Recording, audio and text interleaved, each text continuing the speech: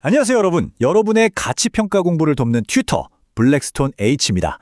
오늘 우리는 주식시장을 둘러싼 아주 거대한 환상 하나를 현미경으로 쫙 당겨서 들여다보는 심층에서 시간을 가질 겁니다.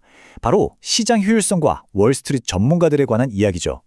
시장에는 항상 우리보다 더 많은 정보를 가진 내부자들, 똑똑한 애널리스트들, 그리고 수십억 달러를 굴리는 펀드 매니저들이 있잖아요. 자, 과연 이들은 그 화려한 명성만큼 진짜로 시장을 압도하고 있을까요? 오늘 이 강의 끝까지 들으시면요, 여러분이 세상을 그리고 투자를 바라보는 시각이 완전히 달라질 거라고 확신합니다. 오늘 우리가 함께 짚어볼 내용들입니다. 전문가들의 진짜 실력부터 내부자 거래, 애널리스트의 추천, 그리고 펀드 매니저들의 성적표까지 쭉 살펴볼 거고요. 마지막에는 이게 과연 실력인지 운인지까지 아주 속 시원하게 파헤쳐 보겠습니다. 자, 그럼 첫 번째 파트, 전문가들은 시장을 이길까? 바로 들어가 보죠. 다들 경제 뉴스나 유튜브 보시면서 한 번쯤 이런 생각 해보셨을 겁니다. 와, 저 사람들은 전문가니까 당연히 나보다 수익률이 훨씬 좋겠지? 우리는 흔히 월스트리트의 전문가들이 일반인은 모르는 비정상적인 초과 수익을 내는 마법의 공식을 가지고 있을 거라고 믿습니다. 정보력, 분석력, 돈의 규모까지 모든 면에서 일반 투자자를 압도하니까요. 하지만 오늘 제가 보여드릴 가치평가 데이터들은 이 당연해 보이는 상식에 아주 날카로운 훅을 날립니다. 과연 이들에게 시장을 계속해서 이길 수 있는 진정한 우위가 있을까요? 두 번째, 내부자 거래의 숨겨진 진실입니다. 가장 먼저 살펴볼 전문가 그룹은 바로 회사의 내부자들이에요. 일단 미국 증권거래위원회, 즉 SEC가 말하는 내부자가 누구인지부터 확실히 할게요. 기업의 임원, 이사, 그리고 주식의 5% 이상을 쥐고 있는 대주주들이 여기 속합니다. 당연히 이 사람들은 자기 회사에 무슨 일이 일어나고 있는지 제일 먼저 알겠죠? 완전한 정보의 우위를 누릴 겁니다. 근데 여기서 진짜 중요한 건 이들의 날개가 SEC의 엄청 깐깐한 규제에 꽁꽁 묶여있다는 사실이에요. 미공개 정보로 마음대로 주식을 사고 팔 수는 없을 뿐만 아니라 거래를 하면 무조건 SEC에 낱낱이 보고해야 하거든요. 그래서 1998년에 세이훈이라는 학자가 이걸 연구해 봤는데 아주 재미있는 결과가 나옵니다.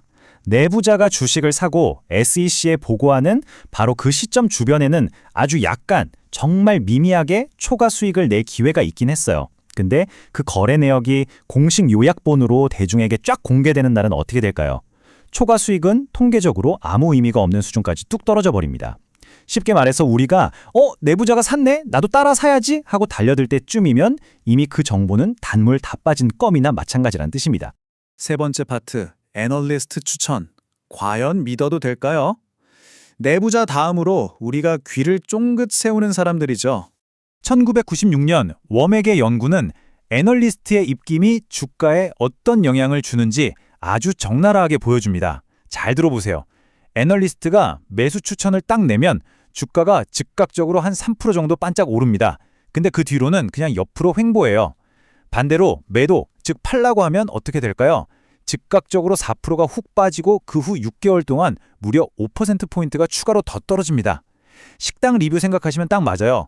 누가 여기 맛있어요? 하면 그냥 한번 가볼까? 하지만 여기서 밥 먹고 식중독 걸렸습니다 하면 절대 안 가잖아요.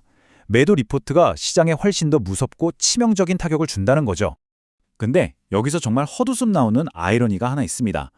1983년 아르벨과 스트레벨의 연구를 보면 애널리스트들이 아예 거들떠 보지도 않는 이른바 소외주들 있죠. 기관 투자가들도 안 사는 그런 주식들의 수익률이 오히려 애널리스트들이 매일같이 분석하는 인기주보다 훨씬 더 높았다는 겁니다. 분석하는 전문가가 많을수록 오히려 수익률은 떨어진다니 우리가 전문가에 비유해 너무 목매고 있는 건 아닌지 진짜 되돌아보게 만드는 대목이죠. 네 번째 파트, 펀드 매니저의 뼈아픈 성적표입니다. 자, 이제 월스트리트의 진짜 헤위급 선수들을 링 위로 모셔볼까요? 여기 아주 싸늘한 숫자 하나가 있습니다. 마이너스 1.5%. 이게 뭘까요? 액티브 펀드 매니저들이 시장을 이겨보겠다고 열심히 샀다 팔았다 하면서 1년 동안 까먹는 수익률의 하락폭입니다.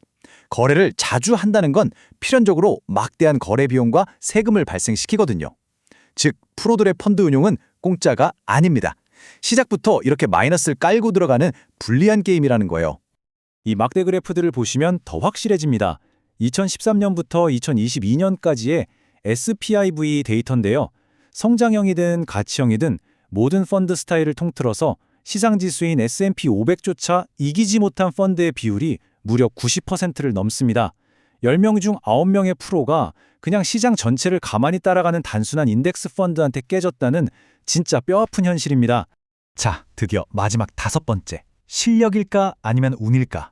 그 90%의 패배자들 사이에서도 보란듯이 시장을 이긴 소수의 승리자들은 분명 존재합니다. 그럼 우린 질문할 수밖에 없죠. 그 사람들 진짜 실력이 뛰어난 걸까? 아니면 그냥 로또 맞듯 운이 좋았던 걸까? S&P의 펀드 성과 지속성 데이터를 보면 답의 윤곽이 잡힙니다. 2016년에 상위 25%, 즉 1등 그룹에 속했던 최고의 펀드들이 불과 3년 뒤인 2019년에도 그 자리를 유지했을 확률? 놀라지 마세요. 고작 8.21%였습니다. 진짜 충격적이죠? 오히려 과거 1등이었던 펀드가 완전 꼴찌 그룹으로 곤두박질 칠 확률이 31%로 훨씬 더 높았습니다. 진짜 실력이라면 매년 1등을 해야 맞잖아요. 하지만 데이터는 뛰어난 실적이 계속 이어지기는 하늘의 별 따기라고 말해주고 있습니다. 그래서 펀드의 성공을 평가할 때 우리가 속지 말아야 할 3가지 개념이 있습니다. 첫째는 뜨거운 손 현상이에요. 농구 선수가 골 연속으로 넣으면 오, 오늘 손 뜨거운데? 하잖아요. 펀드도 최근 실적이 좋으면 당분간 수익을 내는 단기 모멘텀은 분명히 있습니다. 근데 그건 짧게 끝나요. 둘째, 파마와 프렌치의 연구를 보면 펀드 매니저의 장기 실적 차이는 대부분 운 때문이라고 합니다. 물론 최상위권은 진짜 실력자들도 미세하게 있긴 하지만요. 셋째는 낮은 세금이나 긴 투자 시간 같은 시스템적인 구조적 우위를 잘 활용했을 뿐인 경우도 많습니다. 게다가 이 구조적 우위라는 것도 결국엔 성장의 저주에 빠집니다. 아무리 어떤 펀드 매니저가 기가 막히게 투자를 잘해서 수익을 내잖아요. 그럼 소문이 나서 사람들이 돈을 싸들고 몰려옵니다. 펀드 덩치가 엄청나게 커지는 거죠. 그런데 운용 자산이 너무 비대해지면 예전처럼 민첩하고 유리하게 사고 팔 수가 없게 됩니다. 자기 성공 때문에 스스로 경쟁력을 상실해버리는 그야말로 성장의 저주인 셈이죠. 자, 오늘 해설의 핵심을 딱 정리해드리겠습니다. 시장을 지속적으로 이기는 건요, 진짜 극도로 드문 일입니다.